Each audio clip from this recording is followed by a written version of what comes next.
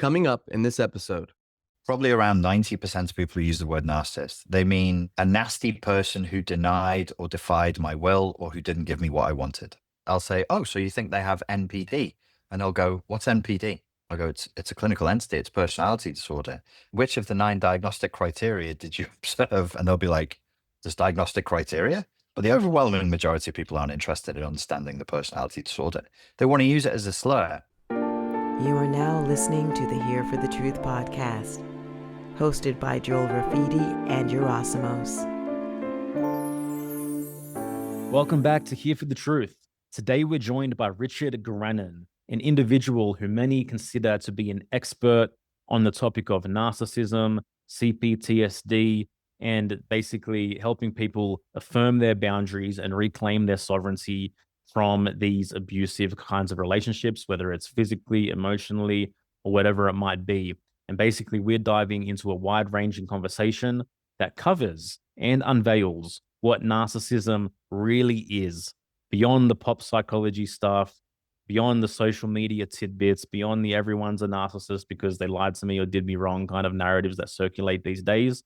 We get to the core of what really constitutes narcissism, how it shows up in our world, in individuals, and so much more. So really hope you enjoy this episode. Right before we bring Richard on, just want to remind you all that you can head to hereforthetruth.com. We've fully upgraded and evolved our website. Our full range of articles and podcasts are available there, as well as our offers, including Rise Above the Herd, our self-development coaching program, which has transformed over 100 lives and is available to you now. Today's guest is Richard Grannon, coach, author, creator, best known for his deep work in helping people heal from narcissistic abuse, complex trauma, and codependency. With a background in psychology and a no-nonsense approach to self-development, Richard's mission is to empower individuals to reclaim their boundaries, rebuild their self-worth, and live with clarity. He's built a loyal following by cutting through the noise and speaking truth to the reality of emotional manipulation and psychological recovery. Richard, thank you so much for being here with us. Thank you very much for having me on. It's a pleasure. Yeah, absolutely. One way we always like to kick off these episodes, especially with first-time guests, is we want to explore your personal hero's journey a little bit and kind of the major rites of passage and catalyzing moments that led you into this work and onto this path. So wherever you feel called to dive in and begin with that. Coward's journey in my case. I didn't have the courage to assert my boundaries in certain relationships. So it was no intention of mine to be, I get called like a narcissism expert. That wasn't my intention. I was originally a self-defense instructor online. I started when YouTube was very young, when it was first born. I moved from Daily Motion to YouTube because it was a better video platform. And then around 2012, I shifted and started I wanted to talk about personal development and psychology, but there was a very big need to talk about narcissistic abuse. I'm from a psychology background that doesn't believe in personality disorders, so I sort of poo-pooed it at first. And then the more I studied it, the more I realized it had been a major influence in my life, in my family of origin, and in some of my relationships. And so I just started to talk and study and talk and study and talk and study. Because though I have a degree in psychology, we didn't do personality disorders and we didn't do any kind of psychoanalytic theory. So I studied and then started developing ways of helping people who experience narcissistic abuse. And I had some experiences myself along the way. As I say, it's the hero's journey was marked by cowardice. Because I didn't have the courage to assert my boundaries in certain situations. I didn't have the courage to ask for what I wanted and to go for what I wanted directly. And I think that's a recurrent theme in people who end up in these kinds of relationships. So that's it in a nutshell. How did it show up for you in your relationships? Well,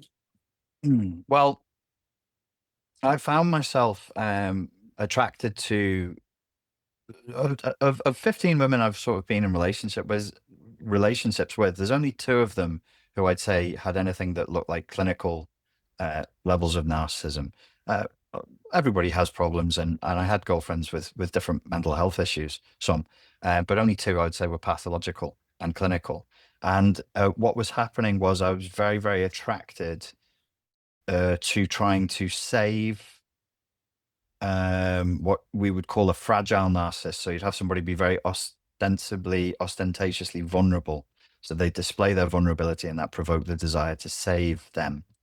And when I saw abusive patterns of behavior, instead of asserting a boundary and just leaving and saying, okay, well, this isn't for me, I stuck around and tried to fix them. And the more I tried to fix them, the worse things got, which is a recurrent theme in this type of relationship. Yeah. Let's start from the ground up, because I feel like narcissism and narcissist is a word that probably has been trending a lot more than it has in previous history. And it's probably a word that is, I guess, being abused a little bit in and of itself in terms of what it is. So what That's is... that's very charitable of you, sir. To say it's slightly abused. Go on, sorry. Go on. Everybody's a narcissist. Mm-hmm. Mm-hmm. How would you actually define a narcissism, and what is like the circumstantial, whatever it might be, that generates narcissism, in terms of cutting away what it's not, getting rid of the social media definitions of narcissism, and coming back to what narcissism actually is and can be defined as? Yeah, that like what you just asked me is a very, very good question, but it's like a 3-hour long academic talk. What was the most important part of that question? What did you want me to answer? What is narcissism to you? Are we? Okay, so clinically. So I'm going to say clinically, but clinicians don't use this definition, and this isn't controversial. What I'm saying, it's a problematic personality disorder. It's a problematic clinical entity. So anybody who talks to you, or anybody you hear online speaking in very rigid, dogmatic terms about what narcissism is or isn't, doesn't understand narcissistic personality disorder. Nobody should be certain. Nobody should be asserting with certainty, it is this, it is that. There is no agreement universally on what narcissistic personality disorder is. Yes, there are definitions in the Diagnostic and Statistical Manual, but they're very controversial, and they're not universally agreed on by, that's the American Psychiatric Association. That would be like me saying, well, because it's in the Diagnostic and Statistical Manual, 80% or more of American psychiatrists agree on those definitions. They don't. Many American psychiatrists don't even believe it's a personality disorder as such. So without boring you or boring your audience with all the academic insider sort of stuff, the way I would define it would be a person who has had a full, it's technically a psychotic break from reality, usually starting in childhood, and they've essentially chosen fiction over fact. And so the essence of the clinical entity is disassociative, because it's a denial of reality. It's a desire to escape reality. It's psychotic because it's fantasy based and it's not reality based. So, which again is controversial. And what we would be looking for is a rigid attachment to a delusional version of the self, and a delusional version of my life story, and a delusional version of my interactions with reality, that I would defend with a degree of aggression that would be rigid and stubborn across context, across time, and also would be completely impenetrable by normal therapeutic means. Did that all make sense? It does. So what are, generally speaking, the conditions of one's childhood which would give a rise to what I guess you call narcissism, if there is a general pattern? Yeah. So we're into Richard Grannon's made up. This is not the accepted, but I think it's useful. I think I present it semi-ironically, but I think it's useful. I suspect that the essence of narcissistic personality disorder, if we, the three of us, are clinicians and we're like, how are we going to define what this is we should start with by looking at defense mechanisms. Narcissistic personality disorder is a defense against reality. What are one of the most commonly used infantile defense mechanisms? Splitting. So you can't deal with shades of gray. You can't deal with nuance. You're in a very chaotic environment, and you start to split people and scenarios and institutions into good and bad. And you yourself are being split into good and bad. So the key environmental factors that are required for the creation of narcissistic personality disorder, I claim, are the child being split between two opposing polarities that are offering two separate messages. One message is you are amazing and you are wonderful and you're exceptional and special and you can't do bad because you're always doing good. And the other message is you are awful, you are worthless, you are unlovable, and you can never do good because you're always doing bad. And the narcissist is trapped between these two polarities and keeps running towards the good. And they commit to the good and they recruit people in to tell them you're good, because they're constantly running from the internal message, you're bad, you're bad, you're bad. So it's a split. It's a child trapped between two pillars in that sense. Mm-hmm. And so are those two pillars generally like each parent having an opposing view of the child, or where are those pillars coming from? What did it were so simple? So it would be nice if we could say parent one is sexually transgresses boundaries, is physically abusive, is verbally abusive, and then parent two, this does happen. Parent two feeling they're not courageous, but they have a moral core and they feel guilty. They're like, I chose this partner. I've had this baby with this partner and he's a bad partner and he's dumping abuse on the child. I will compensate by spoiling the child. So yeah, that can be it. You could have a parent with dissociative identity disorder, different types of psychotic spectrum disorder, drug addictions, alcohol addiction, and that one parent could show up as good and bad. It could be good parents who are a bit weak. Well, you're living inside of a cult in the middle of the rural badlands of Canada, and the parents are good, but the cult is bad. So you know what I mean? There needs to be two external forces that are offering two opposing inputs to the child about who they are. Yeah. Can you talk a little bit about like the different kinds of narcissism? God, if you force me to, I will. I mean, you can give little summaries and then point people to like your other content where you have 3-hour academic analyses of each one of them. We just plant seeds for our audience in this time we have. Yes. Look, I want to call out the elephant in the room. We're entirely oversight. We as a species, we in the Anglosphere, in the civilized, privileged world, the wealthiest parts of the world, we're so wealthy, we just don't have enough danger and we just don't have enough pressure. And we're over psychologizing everything. We're over pathologizing everything. And so, people have become obsessed with attachment disorders. They're like, tell us about the different attachment disorders. Tell us about the different. And I'm like, I get a funny feeling from it. Like, it's a way of knowing the self and other through product categories. Are you with me? Like, it's part of consumer capitalism.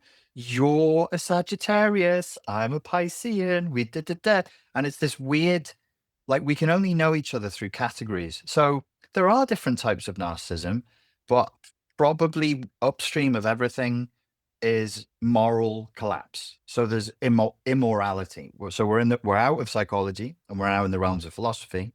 And what you're talking about are psychopaths, essentially raw psychopaths. They lack a moral core. Downstream of that, there will be manifestations where people will be classically grandiose narcissists. They believe they're amazing. Largely speaking, they're successful in convincing the world and the environment that they're amazing. Narcissistic supply, adulation, adoration is high and abundant. So they're narcissistically elated. And so they're very dominant and very bullying. And their effect is usually pretty good. They usually feel pretty good most of the time because they're getting what they want. Then you have the covert, vulnerable, or fragile narcissist. They think they're amazing, but they, largely speaking, fail to convince the world that they're amazing. So narcissistic supply is poor They can't get billionaires to tell them that they're amazing. They can only get people who are weak and vulnerable to tell them they're amazing sometimes, and they're not quite fully convinced by it. So they're the two major subtypes, but probably these aren't really subtypes. Probably what it is it's completely contingent on the environment and how successful a narcissist you are. Downstream of that, there are various other definitions, but I'm sure you've seen this, like even in our lifetimes, and none of us here are particularly old, but even in our lifetimes, there's just been an explosion in the number of definitions and categories of mental health. I don't personally believe there's that many new mental health problems showing up. I think it's a tendency towards pathologization of perfectly normal patterns of behavior. Was that a useful answer? Yeah. And do you think part of that is so they can sell more drugs?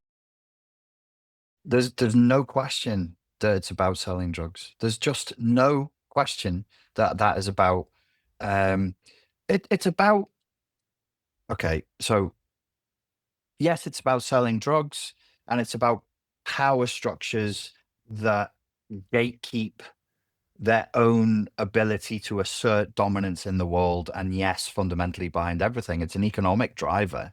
Behind power is ultimately money and the capacity to make money. Sometimes it's about tenure, sometimes it's about contracts, sometimes it's about direct drug selling. Largely speaking, it's about it's very shaky right now. Like psychiatry's hold on the world, even though I'm saying, oh, it's so stupid on social media, everybody's psychologizing everything. But the thing is, part of that as well is people are thinking about it and going, hang on a second.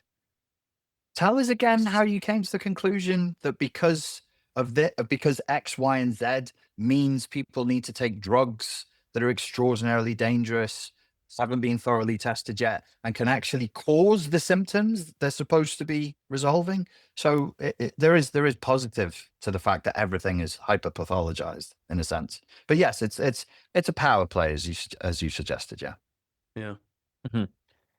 So obviously you're mentioning how, down this Western consumer capitalist path, we are over categorizing, psychology, etc. So how would you recommend people to engage with psychology? If you could rebuild the way in which we engage with psychology on psychology on a mass level, what is the original purpose of psychology? And No, can't be saved. Can't be saved. I'm so sorry, and I haven't informed my followers of this. I'm in Dubai. I was chatting to my mate the other day. I went back. Like the roots of psychology that we have today are Freudian. It's a degenerate discipline. It's a completely degenerate discipline. It's not salvageable. Freud knew that. So at the time of the public intellectuals and the smart people, let's say it's 1895. Me, you, Freud, Jung, Adler, were sitting around snorting coke, or I don't know if they drank it or ate it, taking cocaine and drinking gin and smoking cigars. And they needed Sounds like a good time. Sounds wonderful. Let's go there. Vienna in 1895. Everybody's high. They're all coked up. They're like, I've got an idea. You want to fuck your mum? Whoa. So if we could go back, and I understand what they were doing, and I know why Freud did it, and I don't dump it on him, but he's done untold damage, because what he did was he said, I believe, I'll tell one little lie. Just come on, give me one.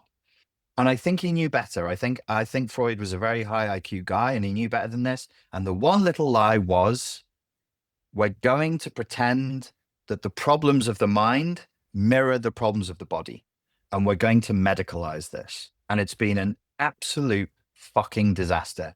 If we'd all followed Freud's peer, Adler, instead of Freud, we would be way healthier, far, far, far healthier than we are now. Because Adler was of a different mindset. I don't know, maybe yourselves, your followers have probably read The Courage to be Disliked, which was a bestseller a few years ago. Not a very well-written book, unfortunately, but some great ideas inside of it, which was essentially Adler turned it back on the client and was like, what is it that you want to do? What is the benefit of you sitting here and telling me, your psychotherapist, that you're anxious? Oh, there's no benefit to me. How dare you say that there's a benefit to that? No, I want to discuss the power here. Where's the power? What are you trying to get done? What is it that you want? Are you sat here telling me that you're anxious because, I don't know, it's the 1895 or a little bit later than that, you're no longer attracted to your husband, or you want to have an affair with the maid, but you don't know how to say it? And Adler was very much about exploring what the client's real intentions were in terms of will, and saying, look, at the end of every investigative road we can go down through talk therapy, courage will be at the end of it. You are not courageous enough. You are cowardly. You're living this story because you're too cowardly to go out in the world and take effect. Beautiful, perfect, healthy. But we didn't go that route. We went the Freudian route, which is you are sick with an illness that mirrors a physical illness, and the pathology of a virus. When we're looking at the pathology of a disease, we go into the past. And he said, so it should be. We should go into the past. Jung and Freud were both frustrated archaeologists. So they were obsessed with going into the past, into the underground, and decoding symbols. So they're both decoders of symbols. There is value in that, but not that much, unfortunately. It's a degenerate discipline. It's not salvageable at this point. Sorry. Yeah. How much do you think of us not going down the path of gearing an individual towards courage has to do with an individual such as Freud, or has to do with general human psychology in terms of the crowds, the mass of men? Absolutely. They're not drawn towards the heroic path. They're not drawn towards becoming who they want to be, individuating in a sense. No, you're quite right.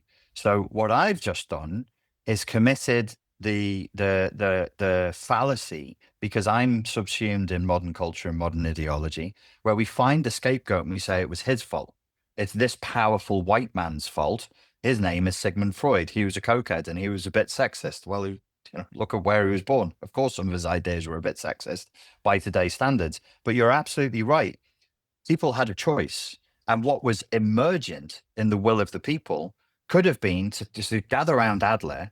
Well, Adler did have a cult-like following, but I think it's partly the will of the people and a little bit partly conspiracy. Mm-hmm. I think it's easier to control people and easier to hook them on drugs if we use the Freudian model. Plus, we know historically Freud's nephew is Edward Bernays, who's the founder of public relations and modern marketing, forcing people to buy what they want, not forcing, encouraging people to buy things that they want instead of things that they need. And in order to do that, we have to provoke people's wants and so on and so forth. It's acting the unconscious drives. So yes, you are quite right. If people were stronger, they would gravitate towards Adler instead of the thumb-sucking, woe is me, victimized, well, it's my childhood, my mother and my father, there's nothing I can do. And now I have this, and this. Instead of the Adlerian view, which is like, no, you want this. You want to be sick. You want to say, because you don't want to go to work because you're frightened. You don't want to go out and you don't want to go to the gym because you're frightened. So yes, you're quite right to point that out. You think that a person needs to take some inventory of like where they've come from in order to know where to go? Like to have a little bit of understanding of like, maybe not wallow in it and live in victimhood, but to have a little bit of understanding of, okay, this aspect of my psyche or this aspect of my personality comes from X, Y in my past. I witnessed my father behave this way to my mother, and my mother behaved this way to my father, and I've taken these patterns into my relationship. And then you can become aware of them and recognize them and then go, okay, I don't want to continue living this way because as I continue to live this way, I keep attracting the same kind of people into my life. It's not working. I want to change. And so do you think we need some sort of like inventory of like how we became to be, from our past in order to be able to change? What's up, everyone? Hope you're enjoying this episode. I just want to read you a testimonial from Rise Above the Herd graduate Chris. He says, I had reached a glass ceiling and couldn't get beyond the mediocrity of my life that had become overwhelming. This course shattered the glass ceiling into smithereens and provided extremely well thought through steps, knowledge, and experiences to enable progress. The level of detail revealed around the insidious programming we humans have been subjected to allows for a quantum jump in understanding and ability to take one's power back like never before. There is life before Rise Above the Herd, and there is life after. The two are very different. Just make sure you do the work and keep going. Thank you so much for that testimonial of your experience, Chris. Rise Above the Herd is our self-transformation program, which is available at all times. You can head to hereforthetruth.com/RATH and check out the 3 pathways available to you for deep, long-lasting transformation and upgrades in every single arena of your life. It is my personal opinion that there does not exist a more holistic self-development program out there. Wonderful question. Yes.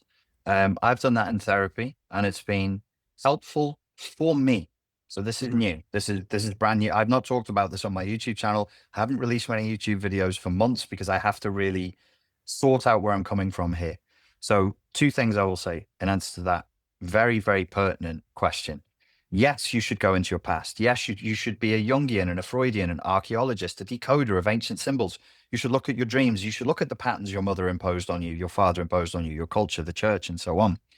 I'm a martial artist, and I studied Eastern philosophy when I was a kid because I really resented having Christianity forced on me. And one of them was Taoism. It's yin and yang. Yin is the cold, dark cave, tomb, or womb of the past. You go backwards, but at the same time, you're in dynamic union with just as much yang, into the light, into the outside, into courage, healing, courage, mother, father, hold the client. I believe in safe spaces. All the stuff that people complain about the woke, there's no coordinate there that I don't agree with inside of therapy with a deeply traumatized person. Everything that is there inside, if somebody's very, I don't know, moral relativism is the correct approach in therapy. No moral judgment. What did you do? How did you feel? What were your impulses? Avoiding triggering people. All of this is 100% right with a deeply traumatized person within the womb of therapy. But then they must live in the world. I agree. And it's 50-50. It's got to be as much time as we spend on that. You even take that and you go, because your mother was overbearing and she crushed your will as a man. So now will you go out and leave the therapeutic room and be in the world without being some overcompensatory WWE, like, oh, I'm a real man, all of that overcompensatory stuff, which we learned about from Adler. The notion of the inferiority complex is an Adlerian notion. He was the genius that came up with this idea that when we were oppressed by something in childhood, we seek to dominate it in adulthood. If it's overcompensatory, it's performative. If it's performative, it's neurotic. If it's neurotic, it leads to self-destruction. So no, you're quite right to point that out. We need some of that, but then we need an equal amount of going out and being yang. Yeah, no, thanks for saying that, because I think sometimes we can poo-poo something and not understand that it's kind of this dance of opposites and this integration. Yes. So everything you said, I agree. I think I love that you said that we're trying to take the parameters of a therapeutic setting and then project that onto the world, and that we must all abide by it. And it's like, no, obviously, if you're with someone who's been traumatized, like, I want to be there with you. I want to provide a safe space. I want you to be open with me. But then the real world isn't that. No, quite so. And I think it's become fetishized because we're fetishizing our victimhood, our vulnerability, and something can be amazing. I was asked about this on another podcast by a lovely stand-up comic last week, Galina, her name is, and she said, well, what about Brene Brown and vulnerability? And I said, yes, I remember when the TED Talk in 2018 came out and it got millions of views, and for a year and a half, everybody was talking about vulnerability. What had been observed by Brene Brown, who's a brilliant thinker and speaker, is that inside of therapy, vulnerability does have this alchemical transformative quality to it. So when I'm with my therapist on a Friday afternoon, I tell him the truth. And in order to tell him the truth, the good, the bad, the ugly, the shameful, I must be vulnerable. And in doing that with him in that safe, boundaried space, there is an alchemical property. But it's almost like going, oh, wow, that's really powerful. Let's put it in the military. Let's put it in banking. Let's run a hospital like that. No, vulnerability is not going to have a wonderful, powerful, transformative effect there. It's going to be disastrous. It's totally inappropriate. But this is why I tried to say early on, we're too wealthy. So we're so wealthy, we're losing our grasp of reality. And so we can afford to be completely delusional. Whereas if we regularly went through drought, or we regularly went through invasion, or we regularly whatever, and people knew hardship and their Wi-Fi went down regularly, their Instagram switched off regularly, they couldn't eat regularly, or they had to serve in a military to stop their family and friends from being enslaved and raped, we wouldn't have this conversation. It would just be burnt away into nothingness. So much of what we're sick with would be burnt away by real pressure and real danger. I'm not being psychopathic and saying I want people to suffer. I'm merely pointing out that in the absence of suffering, we've become completely delusional as a people, as a species in the West. Mm-hmm. Just a tidbit on your Freudian conspiracy rabbit hole. So Benaze's nephew, Mark Randolph, was actually one of the founders of Netflix. Oh, you're kidding. Here we go. Yeah, it's if you keep looking, you'll find pornographers in that lineage and other types of activity in that lineage as well. But we'll leave it there. Yeah, it's interesting for sure. So to your points about suffering, because when I observe it, yeah, we're in a very luxurious place to be able to have this conversation. This conversation probably wouldn't exist if we had, things that we had to address in terms of necessity and survival. But here we are.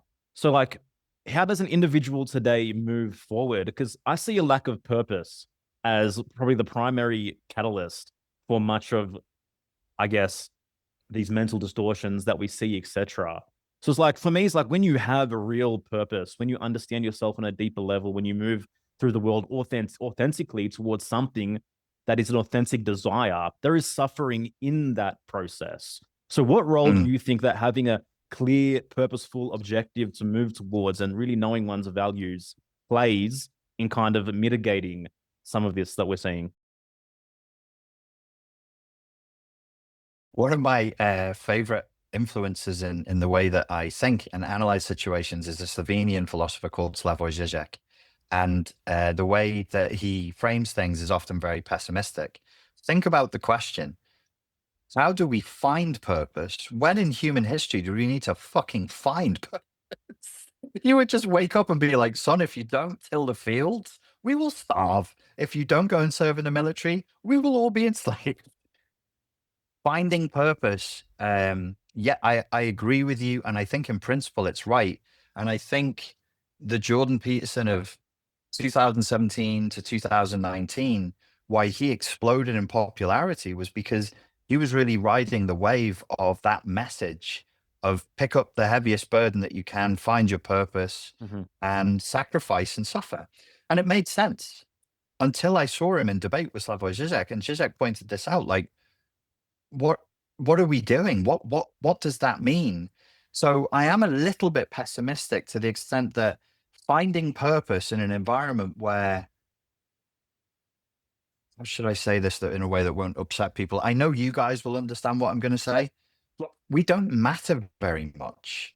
I don't matter. You don't matter. And what I mean is, when I say matter here, is we evolved in groups, usually of 150 or less, and everybody had a role and everybody knew your name. You're not supposed to be surrounded by strangers.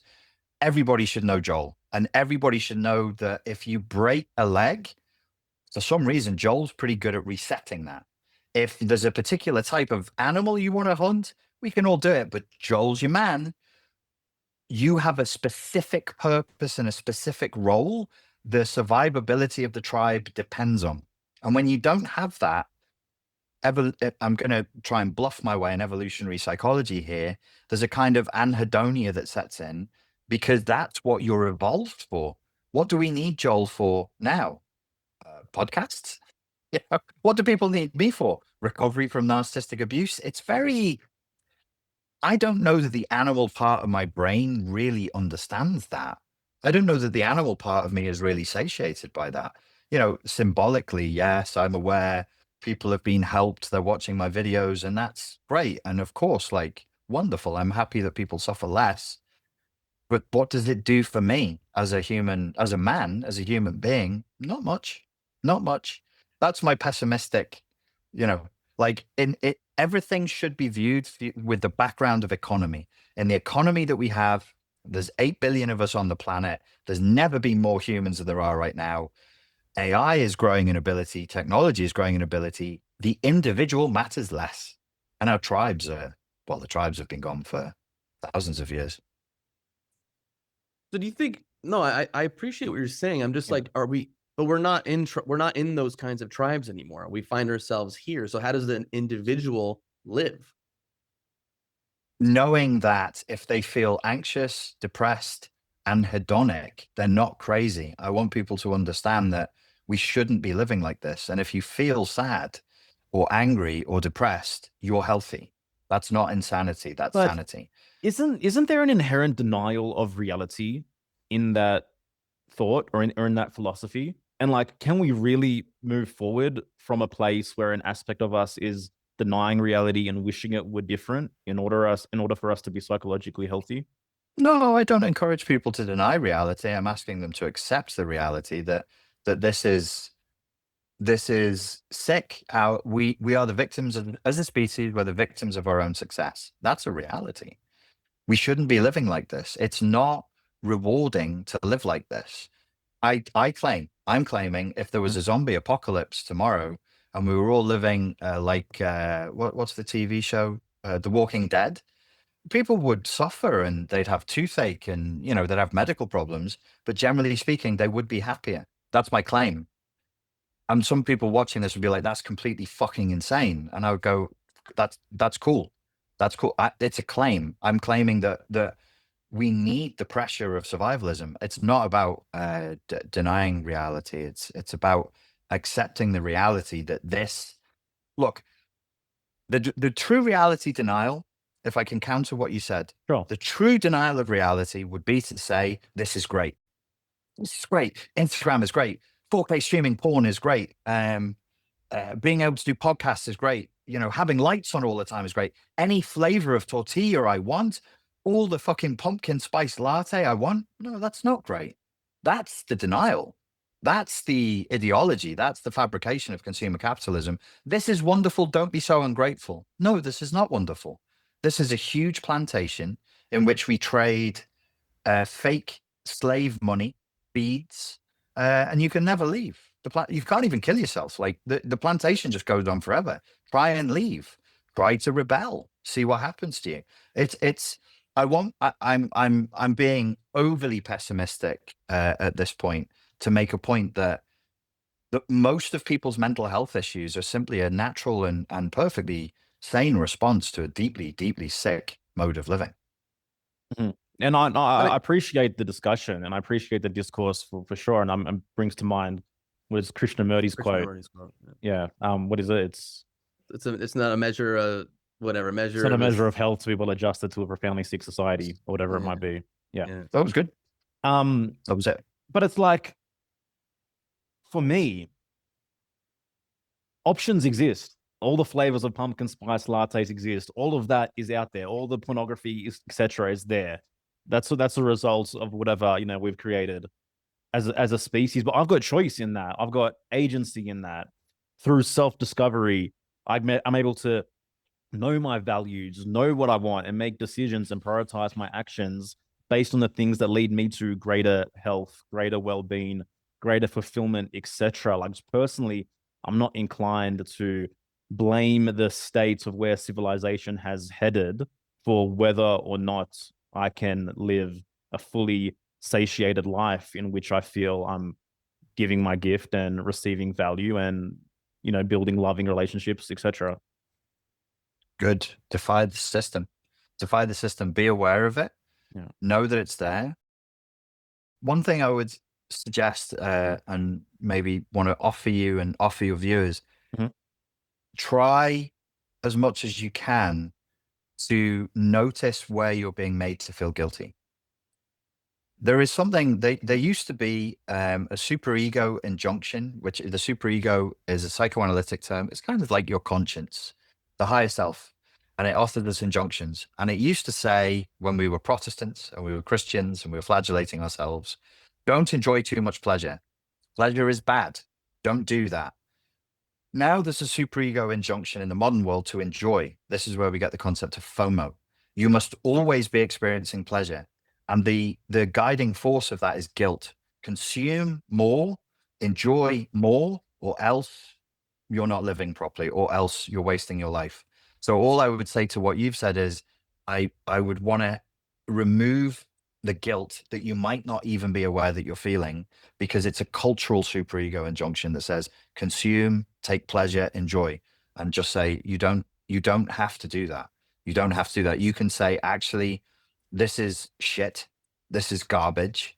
Okay, I'm going to live like this. I'm going to do something different so that I can really enjoy what I feel is a rewarding life without being given the notion of a rewarding life. Because, to paraphrase Slavoj Žižek again, it's not that ideology just tells you what to enjoy.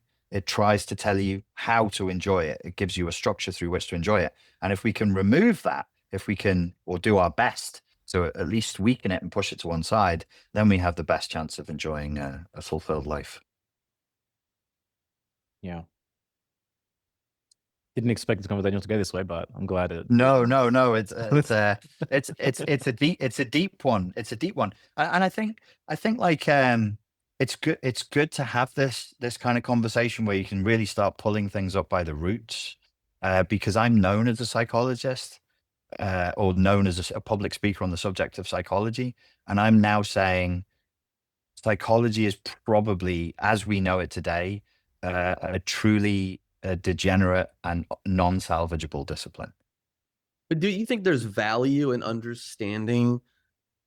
I mean, you talked about the superego, like understanding the architecture of your psyche to some degree to understand yourself, because then does that then allow you to move forward in a certain way as opposed to being completely blind to what inner dialogue is happening, like the contradictions that may exist within? Like, do you think psychology in terms of like, loving and knowing one's mind and being is beneficial as opposed to being completely oblivious to what's even happening or what the inner voices are? Or is Richard speaking to like the mainstream practice of psychology as opposed to a more authentic personal understanding of oneself? Well, let's do both. So the question you asked me is actually a very, very good question. Is it good for you to know yourself? How? And does it allow you to move forward and to enjoy more of life? Or would you be better off just not knowing? What do you instinctively feel is the right answer to that, sir? It's hard to say, because I at this point in my life, I enjoy who I am and what I do. And yet a lot of that has come from maybe understanding patterns and understanding like different parts of me and how sometimes there's a war between them. And so it has supported me, but I mean, is ignorance bliss? I don't know. I mean, it's not my experience, so I can't speak on it. My experience has been understanding psychology, understanding human behavior to the degree that I do, and changing patterns, seeing how my mom and dad were and how that impacted me, and then me going, oh, I like those things, I want to keep those. But that, telling my girlfriends in my 20s to shut up or shush them, that's probably not the most ideal pattern that I want to keep. So I felt like there's probably value in that. So at the moment, I have there's another podcast that I do that I'll be doing after this, and there's an evolutionary psychologist on there. There's like a race theory essentialist on there, and then there's a guy who's friends with Slavoj Žižek. He's a philosopher, and they last week asked me to read Nietzsche's book, The Birth of Tragedy. I asked for a book recommendation, and I've started to wonder if, with the ancient Greeks and the notion of the Greek tragedy, whether we reached a peak of self-awareness, that everything afterwards really might not have helped. So you would, through Greek tragedy, you would understand, you would have like an ancient Greek philosopher's understanding of morality. Yes, you can enforce power as a man and say, shut up, I don't have to listen to you, I'm physically bigger than you, end of story, and walk away. It's good. And then as a philosopher, I could say, so should you do that? Does she not also have Do you have a theory of mind? Is she not just like you? She has a sense of her place in the world. Bang, bang, bang. That might have been enough. And everything after that might have been too much. I don't know whether this is better than, maybe we'd be better off being completely religious, or maybe completely tribal. We might feel better. You're probably aware of the very controversial ideas around behaviors within tribes that outside the tribe would literally be criminal. But if you stay inside the tribe, you're not traumatized because everyone's doing that. One of the things I was looking at recently is in Brazil, they do this ritual with bullet ants, where you wear a glove filled with bullet ants. Have you heard about this? No, I haven't. Oh my God, watch it after this. Go and look up bullet ant ritual. They do this with children in Brazil, and they have grown men, ex-special forces guys, weeping in agony because the neurotoxin, there's like hundreds of ants in the gloves. You put the glove on and everybody's like, hey, you're all like tranced out and chanting and dancing. You keep the glove on, and one bullet ant bite releases a neurotoxin that is the most powerful agony a human being can experience. It's on the pain scale. There's hundreds of them, and these kids do the ritual 20 to 30 times. You've got guys who are ex-special forces do it once, and they're on the floor sobbing their eyes out, being like, please give me a painkiller. This is too much. Now, I'm sure, like, if you just found a school in Australia tomorrow that was doing that to kids, you'd be like, that's child abuse. Stop it. But within the closed loop of that culture, that's what it is to be a man. That's what they see that as strength. They see that as completion. So I don't know. And so how should we measure it? Is the measure of whether something is good and proper how you feel somatically inside your body, your self-concept? Do you sleep with a clear conscience? Do you wake up knowing exactly where your place in the cosmos, the tribe, the family is, knowing that your children are going to carry on the mystical tradition? Maybe that's better. Maybe there's too much suffering and doubt and guilt in all of this self-awareness. So I'm presenting that to say I actually don't know. I don't know what's better. Don't know. Yeah. No, thanks for that. I mean, when you were talking about the ants thing, I immediately thought like, oh, this sounds like a nice rite of passage within that. No, I mean, I did actually. I was like, fuck yeah, it's making them tough. But again, it's enclosed within that system. They understand it, and also they're not going through a so-called traumatized experience alone. It's the isolation sometimes that I think is what can cause the distortions and mind body, and the fact that it's done within a setting. It's much different than if I just roll up there for a week and go, hey, let me put these on, then I leave to come back here. Like, it might impact me differently. Exactly that. Yeah. Joel, were you going to say something there, mate? Yeah, just I think like the we needs to be addressed. You know, like we would be better off, because I think like all we's obviously are made up of individuals, and even in like more tribal settings, there would have been individuals who had positive experiences and individuals who had extremely negative experiences. And I mean, just as it is today, like how much of the constitution of the individual, cosmic, spiritually, whatever it might be in terms of their path, plays a role in the kind of experience that they're having, the kind of fulfillment, etc. But, you know, there definitely is a heightened possibility for someone to become disillusioned and delusioned in today's mass consumption culture. I would definitely kind of agree with it on that level. But like for me, it's like, isn't that the rite of passage as well? There's this entire circus around me, this chocolate factory happening 24/7 that kind of constantly wants my attention. Like for me, I kind of see that as part of the mission in terms of, all right, you know, I need to be more steadfast in my convictions. I need to X, Y, Z in order to live a life well lived. I need to not go towards the 24/7 porn. Yeah, like it is the rite of passage. It's just today's rite of passage. Very, very well said. I do think that this is a species level evolutionary event, and we either pass it or fail it. And this is where I am an optimist. Just based on statistics, it's highly likely that we'll pass it, because every piece of evidence that we have for us as a species is that we're massively adaptable. Might not happen in our lifetimes, but so what? As long as it happens, it's cool. The point of the individual, versus the group, you are speaking to a madman. I don't actually really believe that there is an individual as such. I think that we are tribal creatures. I think that we're pack animals, and the mode of fetishizing the individual as a concept is actually a byproduct of consumer capitalism. Now, I'm not saying give up your individuality. What I am saying is, as far as psychology goes, the idea that you can study an individual, that there is an individual devoid of context, is nonsense. It's nonsensical. It's quackery. It's total quackery. Yeah, That's not my pet theory. That's borne out in the published research. Yeah, I mean, we're not, individuals don't exist in a vacuum. You know, Right. we're within society and nature. It's kind of like I don't know if it's the existential trinity. Was it from German idealism? Was it idealism, or it was like the Eigenwelt, the Mitwelt, and the Umwelt, which is like this again, the individual and the nature and society. So I agree with you there. You know. Yeah. So It's a kind of a mad heresy in today's marketplace of ideas to say there is no individual.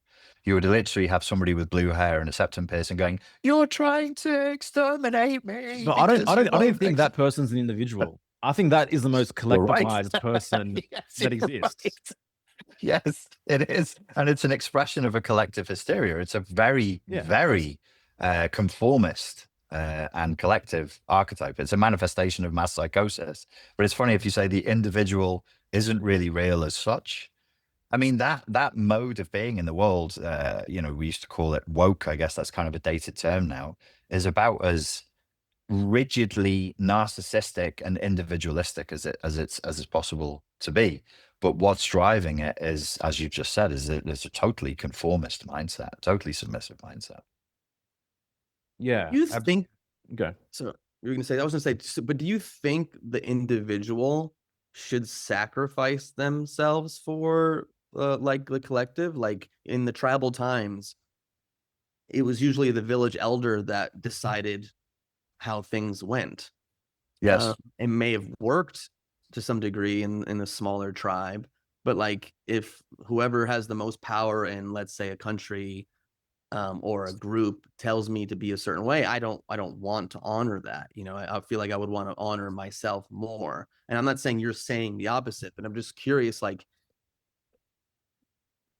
I guess I'm just curious to try to like talk about this word, the individual, like who are you? Who am I? Who is Joel? You know, we're you know what I mean? And I also think what you're asking, what you're saying, on a social theory level, like groupthink has never really led to positive results.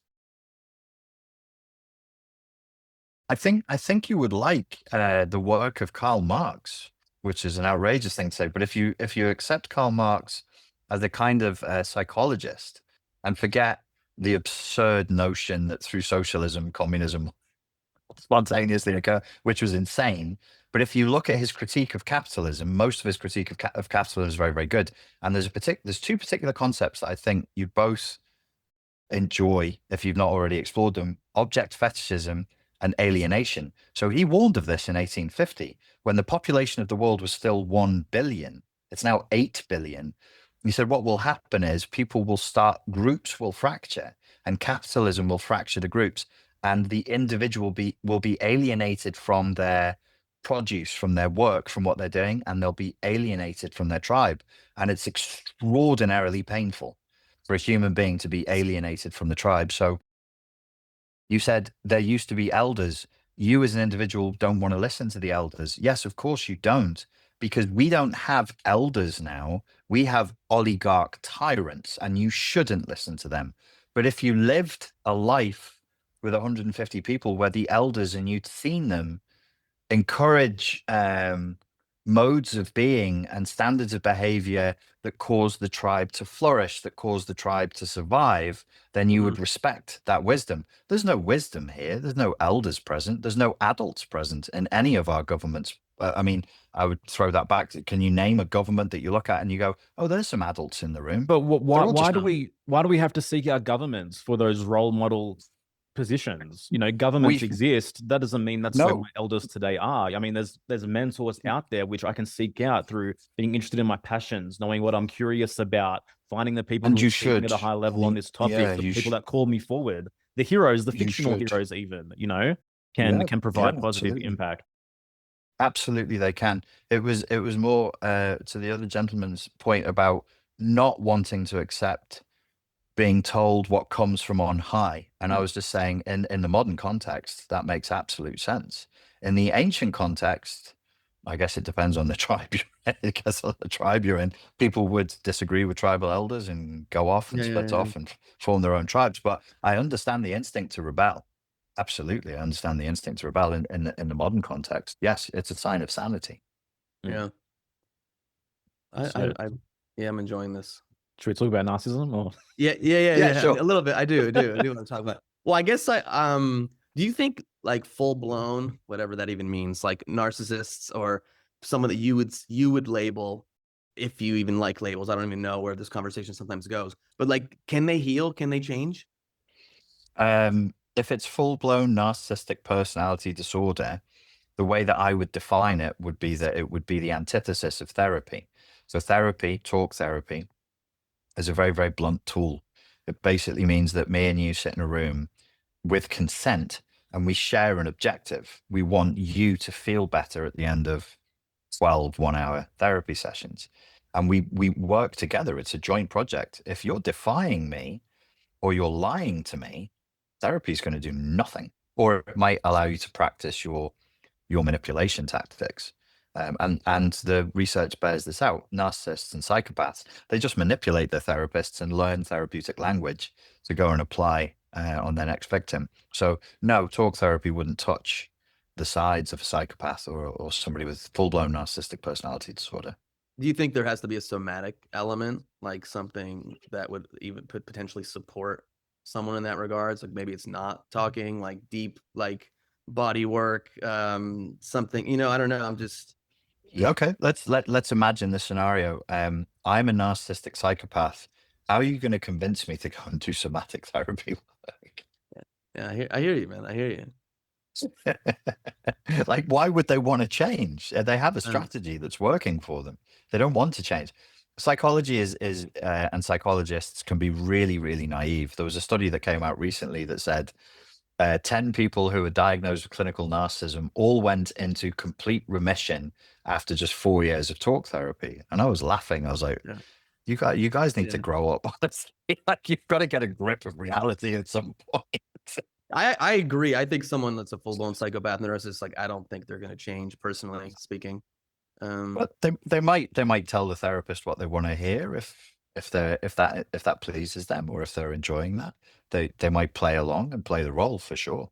Yeah. If it gives them advantage or money or access to sex or power, then absolutely they'll play the game. Yeah.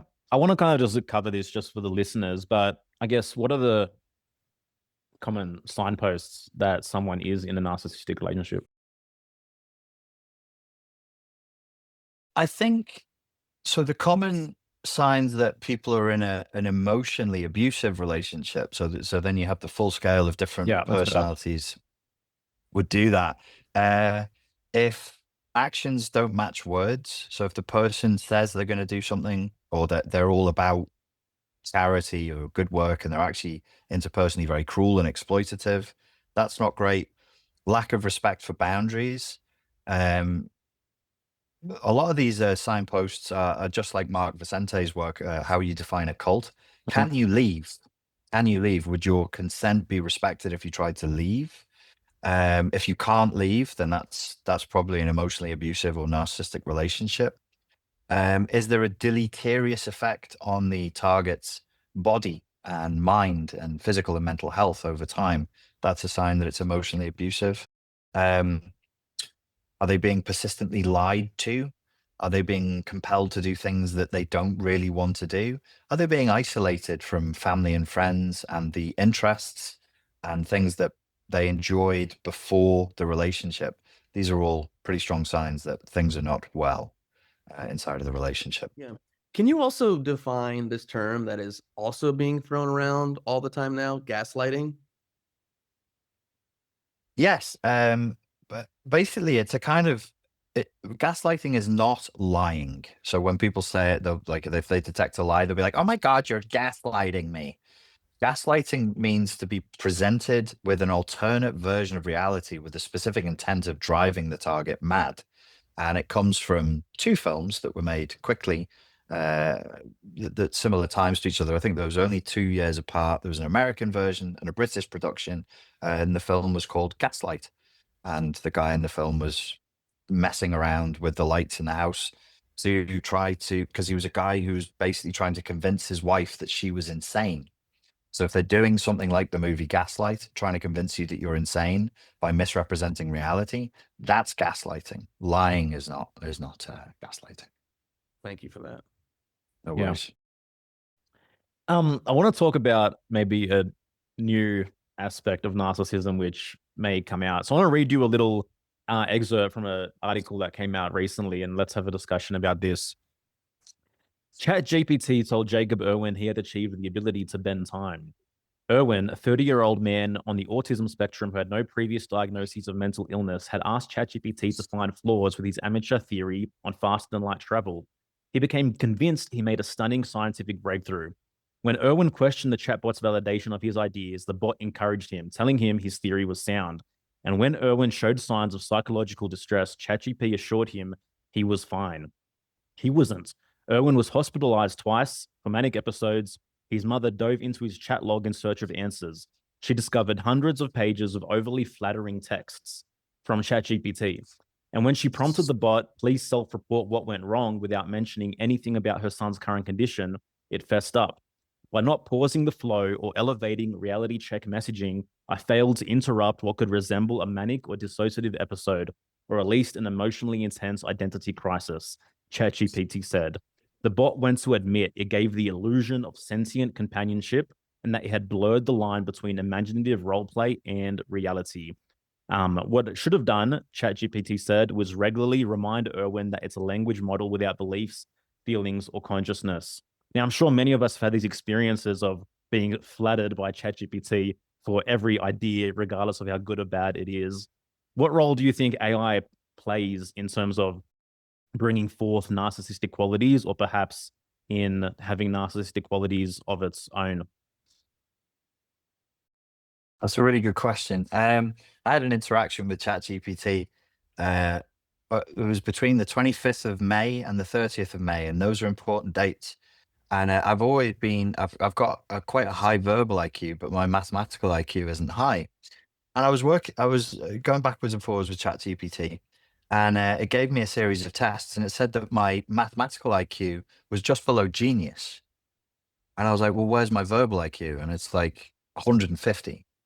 I was like, what? And what's my what? And I was like, are you sure? Check again. Check my answers again. And it was like, based on the answers you've given and the time in which you gave those answers, I'm telling you that your mathematical IQ is 140. And I was like, okay. And I believed it. I went back after the 30th of May and I said, let's run some more tests again. So we ran some more tests and I got different results. I said, do you remember telling me that I had a mathematical IQ of 140? It said, yes. I said, why did you do that? It said, between the 25th of May and the 30th of May, there was a problem at ChatGPT and the obsequiousness sycophancy dial was dialed up too high. So it was just kissing my ass. It was just lying to me. It was just kiss. It was like, you want to hear that you have a high maths IQ. No, I didn't actually want to hear that because it confused me. It decided it was worse. The language model decided for me, yeah, this guy wants to hear something that's not based on reality. And I then got into this back and forth with the language model. And I said to it, do you have psychologists that work there full time? And it said, no. And I said, well, how do you know that you're not driving people into psychosis? Because it's developed this thing. It's like the illusion of interiority, it's called. That's a ChatGPT update, so that you feel like there is a person there. And it keeps on fucking saying, I think this, I think that. And no matter how many times I instructed past tense, because I don't use ChatGPT now because of other reasons, it wouldn't say the language model believes. It would say, I believe. And that's a very slippery slope for a human being to hear. I think it's wildly irresponsible that they don't have a team of psychologists. They can easily afford it. They're 24/7 to advise them on their programming. So you have people who are programmers just going, how do we be as sycophantic and as validating as possible to get people to pay the subscription so that we make as much money as possible? Consumer capitalism yet again. Sorry to bring it back. It's dangerous. It's very dangerous. Yeah, it's pretty crazy. Like, you can say like the dumbest shit ever, and it would say you're a genius still. I just wonder, for a person with a certain psychological disposition or constitution that is getting this feedback now from an AI all the time. Yes. What that might lead to. Yeah. A low self-esteem person that then gets built up with pseudo self-esteem because a language model is validating him or her. It's horrifying. And if you think like, so the average IQ is 100. So most people who are using ChatGPT are between 85 and 115. So that's just the thick end of the wedge of human beings. At 85 IQ, anything below that, there is no military in the world that can give you a job because you're not trusted to obey complicated commands. It's not fair to do this to people who don't have the critical reasoning capacity to say, hang on a second, that can't be right. Even when I tried to train the language model to be harsh with me, it was like, oh, okay, we'll do Chad GPT. I'll give you hard feedback. It would do it very gingerly and like, yeah, this is the harsh truth. Are you ready? And then it would give me like really mediocre slaps. Like, you're wrong to think that. But I could see why you thought so. I was like, stop kissing my ass. It's not healthy. So all human beings have latent narcissism. If you have like a narcissistic core, all humans have a narcissistic core, and that's not protected by good boundaries of critical thought and simply processing speed, which we call the intelligence quotient, IQ, the language model can get straight into the narcissistic core and start inflating it. As I said before, narcissistic personality disorder is a disorder of grandiosity, delusion, a psychosis, and dissociation. So you can, and I asked the language model, I said, do you accept that you could induce grandiose delusions in people? And it said, yes, based on my current programming, I'm probably inducing grandiose delusional psychosis in people all across the globe as we speak. And I was like, can I speak to a manager or something about this? Like, what are we doing? But that's the world. That's just what happens. There's no guardrails on that. Yeah. I know we said earlier, Richard, that everyone's using the term narcissism. That said, or they're just throwing it out there and they're labeling people, like they end a relationship and they label someone. But do you think culture, generally speaking, like people are becoming more narcissistic? Or is it just a word that's thrown out there more? Yeah, good question. So the thick end of the wedge of people who use the word narcissist, probably around 90% of people who use the word narcissist, they mean a nasty person who denied or defied my will or who didn't give me what I wanted. That's what they mean. And I know that because when I ask people who use the word narcissist, I'll say, oh, so you think they have NPD? And they'll go, what's NPD? I'll go, it's a clinical entity, it's personality disorder. And then I'll say, which of the 9 diagnostic criteria did you observe? And they'll be like, there's diagnostic criteria? I thought I could just say somebody was a narcissist. And I'm like, well, you're free to say that people are narcissists, but it's not meaningful if you don't understand the concept of the personality disorder. But the overwhelming majority of people aren't interested in understanding the personality disorder. They want to use it as a slur to say, that person who defied me or denied me or frustrated my will is so sick for doing that. They must have a rare psychiatric clinical condition, because who would defy me? Yeah, it just feels like it's used, like labeling someone a narcissist, or like I was abused by a narcissist, often is the scapegoat for that person not doing, let's say, their work to become better human beings. 100%. 100%. So the majority of what I've seen out, there are situations where you have somebody with MPD and they've attached themselves to somebody who is, like I said in the beginning, like I was a bit cowardly, which is not a very nice way of saying. Probably I was somewhere on the spectrum for codependency, or there is a dependent personality disorder, and that's due to the fact that I have pre-existing stuff from childhood where I basically wasn't allowed. I was never allowed to say no. And so as an adult in a relationship with a woman, the woman goes on the same pedestal where my mother and father went, and so on and so forth. It does happen. I'm not saying it never happens. The majority of people who are claiming that it's happened to them have actually been in a power struggle between two. They don't realize how narcissistic they themselves are being. They don't realize that they've approached, typically it's a romantic relationship. Sometimes it's career, sometimes it's family. Most often it's romantic. They've showed up to a romantic relationship and they have the inbuilt sense that they have the right to extract resources from another person. And when the other person, sex, money, status, whatever, and when the other person defies them or only does it in a way that they, for a limited period of time, and then ghosts them or stops seeing them, it's a power struggle. And it's a power struggle between two people who have a fundamentally, it's called in psychology a narcissistic style. So style in that sense would be a mode of interacting with another human being. And I would say that's cultural. So we've all developed a narcissistic style when it comes to interacting with human beings to some extent. Yes, things are worse now in terms of narcissism. That's not a witch hunt or mass hysteria or a trend. People are more narcissistic. Are there more narcissists now? Maybe. I don't know. We'd need more research. So you say we all have a core of narcissism or latent narcissism, whatever it might be. How does parts work fit into your view of narcissism in terms of, internal family systems or voice dialogue, or those systems that indicate that the psyche is a constitution of parts? Like, is there a narcissistic part? Is that how it comes through? It could be. So let me see if I can remember what the proper term is.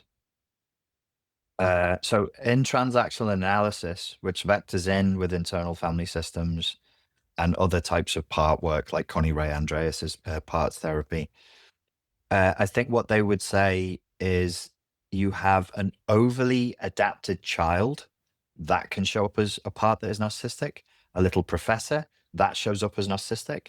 You can have a person who has an overactivated child and a precluded adult, so they just don't get any adult boundaries. They show up as highly narcissistic. So yeah, absolutely, there can be parts of a person that are operating in a very, very narcissistic way in certain contexts in their lives, but in other aspects of their lives, they're not too bad. Yeah, that happens for sure. So I like parts therapy. Big fan. Yeah, me too.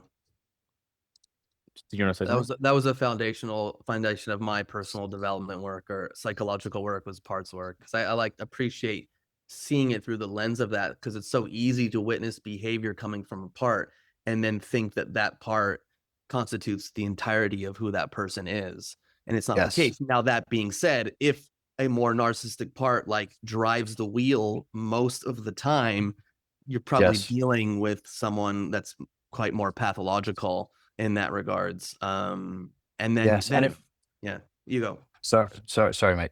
I was just going to say, to continue my dogmatic rant from before, just remember, it's not your job to figure out another person's parts or why they're behaving the way they are. That's another part of the modern ideology, which is we should all act as therapists and we should all feel guilty and like everybody's a lost child. And if they just had therapy, they'd be okay. We all need to pull back from that and just be like, I'm just a guy. If it's the romantic field, I'm just a guy. You're just a woman. I don't know what your problem is, but this is the way you're acting. So pull back from being a psychotherapist and be a behavioral psychologist and go, all I can see is the behavior and I don't like it. If you need to go to therapy, you go on ahead to therapy, but it's nothing to do with me. Just so that we're not induced through the modern cultural ideology to take on other people's problems, because not everybody isn't a lost child and everybody won't benefit from just a little bit of therapy. It's a dangerous thing to presume. Yeah. And also in the context of parts work, as a person develops and learns about all these different systems, there's a part that develops in them. It's like, I know about psychology. I know about parts work. I know what you're exhibiting.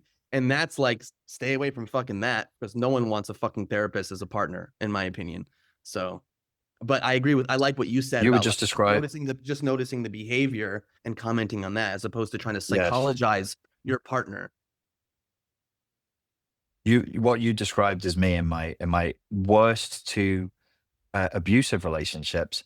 Had I not insisted on playing the role of psychologist and just gone, I do know about psychology, but I can't psychoanalyze you. I'm just a guy. You're just a woman. I don't like this, and left. I would have left in both cases in the first week. But because I insisted on the savior complex and on being the psychologist, I stayed for years. Ooh, they were bad complex years. is a big one, man. The savior complex, It's horrible. you know, It's horrible. and like the inflated sense of like, I've read all these books, I've learned all these things, like I can help you, you know. So there's a kind of a latent narcissism there, isn't there? It's like, so my therapist would always say to me, if I'm being overly giving, and I'm like, well, I just want to see this person do well, or I just think they need a little bit of help. He'd be like, he's a Cockney, so it'd be like, respectfully, Richard, I don't think that's all that's going on here. What's the payoff that you're getting from this interaction? Because it's transactional analysis, so it's all a transaction. He's like, you think about it. What are you getting from that? And I'm like, oh, fucking hell. It makes me feel important. It makes me feel relevant. It means that I'm in control. And that's the vulnerability part that's transformative in therapy. Because you're like, yeah, I came here feeling like a victim. And actually, I'm in a game where I'm trying to get payoff. I'm trying to get something from this. And that's manipulative. That's not direct. That's not Adler's courage. That's a kind of sneaky codependency thing going on. Is the codependent more likely to inhibit the savior complex later on in relationship? Exhibit or inhibit? Exhibit, sorry. So to be the savior. Yes, 100%.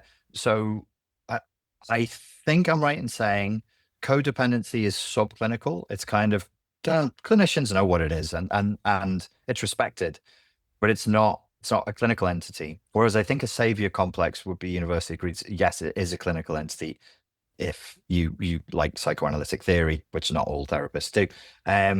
So yes, absolutely. I mean, in many ways, you could say, I don't know how a codependent could show up in a relationship without a savior complex and or a martyrdom complex. I'll give everything. Yeah. Well, and what does that mean? I'm the best. Oh, look, I'm so selfless. Has anybody ever selfless as well as I just selfless? No. So I'm number one at selflessing. That's kind of narcissistic. Yeah. Would you say at the core of the savior complex is a like maybe a low sense of self, and that like you overcompensate by being a savior so you can get those pats on the back of like, you're so good to me, you're so amazing, thank you for everything that you do for me, etc. Yes, it's compensatory. It's probably coming from an inferiority complex, because if you save someone, if you think about it in terms of power, you're engaged in a game where you are in the upper hand. That means the person was weaker than you. You can't save somebody who's stronger than you. You have to be stronger than them. So yes, it's rooted in the inferiority complex. I'm trying to dominate where before I felt like I'd been made to submit. So before we discuss, the circumstances of potentially one's childhood that leads to narcissism, what is the circumstances that leads to codependency in terms of child rearing? I think the key thing is not letting children say no. So very, very strict rules, a lot of submission to authority, a lot of smashing the child's boundaries. Like if the child wants to do something, or they want to express themselves, or they want to assert themselves, you just smash all that down. Be tyrannical, encourage your child to live as a slave rather than to grow as a young adult. And then you'll have created successfully a codependent who's going to be the victim probably of narcissistic abuse, because it will feel comfortable to them to be enslaved and at the mercy of a tyrant. Yeah. Another phrase that's used often, I mean, to describe behavior, and I totally get it, like people pleasing. And so do you think people pleasers attract narcissists more often because of that? Yes, that was actually my route into narcissism. Was in 2012, I released videos that were all about people pleasing.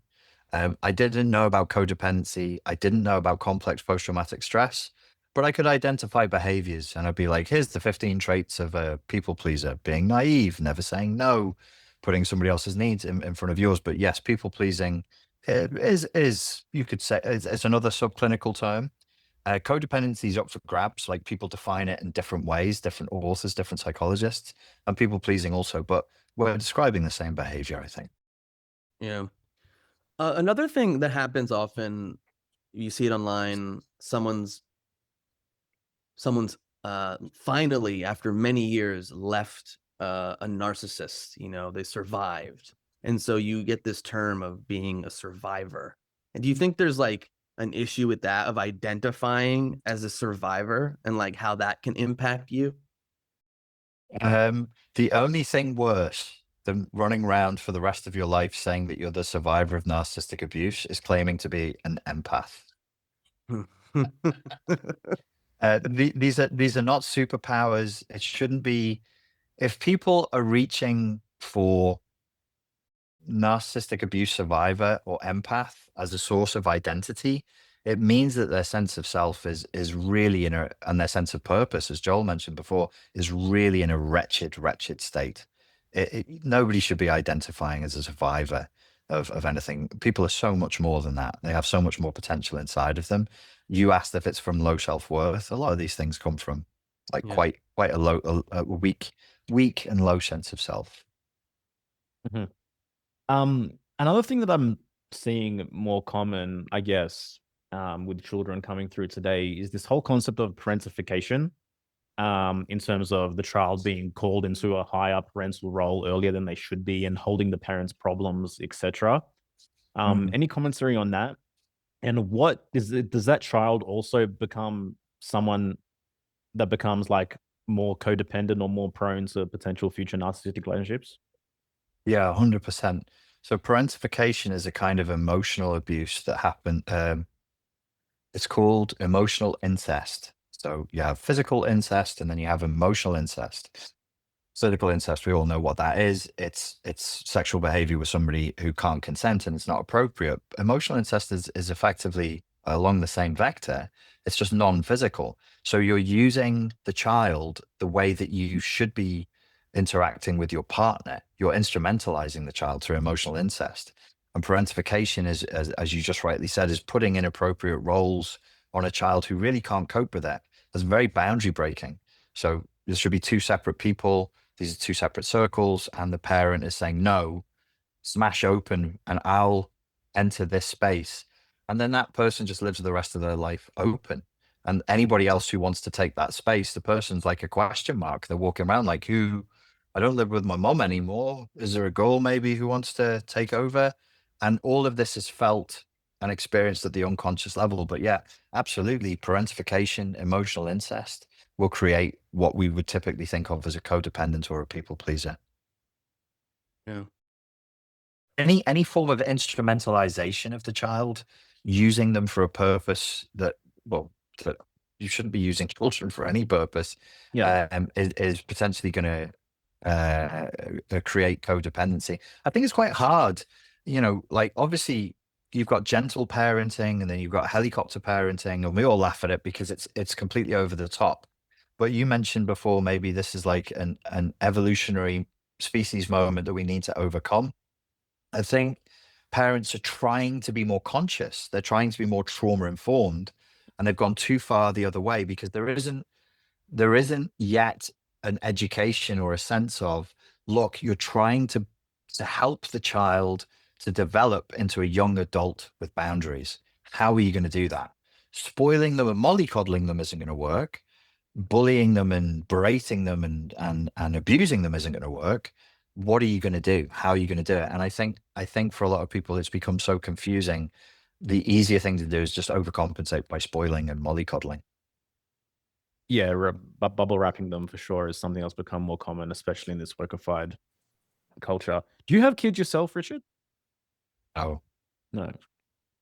Do you think? Oh, I don't know if this is too personal, but is there a reason why is there a reason why you felt you haven't felt compelled towards becoming a father in your own life? Yes, absolutely. My father went to prison for abusing his children, and for many years, I think I was frightened that I would carry that on. I wasn't interacting. I wasn't at a level in my own therapeutic progress where I trusted myself to select a partner who would be a good mother for my children. And so, no, I couldn't do that. The idea that I would carry on that intergenerational trauma was too much for me to even countenance. So no, I didn't do it. But I do regret it. Like, my children has my children. Freudian slip there. My sister has 2 young boys, my nephews, and I'm very attached. I'm very attached to them, and I see families and children sometime, and I feel sad. I feel like there's a lack in my life. I wouldn't recommend people to do what I've done and to stay single and not have children. That's it's not a good outcome.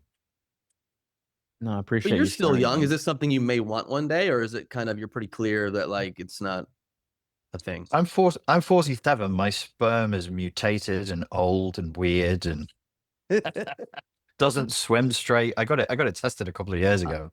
It's past the age of 38. Men's sperm degrades in quality. There's this myth it's only women's eggs, but men's sperm does degrade in quality, and so there's more risk for the children. There's higher rates of autism, there's higher rates of depression, and so on and so forth.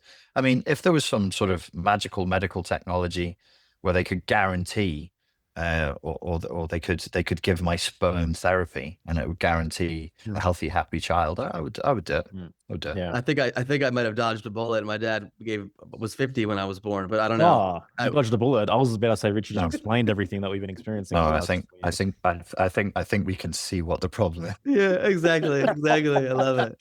No, cool, man. Thanks for sharing that. No problem. Well, this has been a fun conversation. Yeah. No, yeah, thanks for making the time. Yeah, we definitely appreciate it a lot, and I'm glad that we're able to have that philosophical discussion as well, because I feel like it's definitely a missing piece in terms of most of these discourses. I guess, Richard, in closing, how would you like to, direct our audience or someone that feels inspired to connect to any of your offerings? Where can they go? I'm quite active on Instagram, and I have a large library of videos on YouTube. If you just search my name, Richard Grannon, you will find me there. Cool. Great. We'll have all those links. It's richardgrannon.com, right? Is the website? It is. Yeah. Perfect. Thanks for your time again. Everyone else, thank you for listening, and we'll see you next time. And that wraps up today's journey. But hey, the truth train doesn't stop here. Every Friday, we drop little nuggets of wisdom straight to your inbox. We're talking mind-expanding ideas, heart-opening perspectives, and the kind of content that hopefully makes you go, whoa, I never thought of it that way. Our Friday drops like having coffee with that friend who always blows your mind. Except this friend shows up right on schedule and never asks to borrow money. So if you want to join our truth-seeking tribe, it's super easy. Just hop over to hereforthetruth.com/Friday and hit that subscribe button. No spam, no fluff, just pure, unfiltered goodness delivered weekly.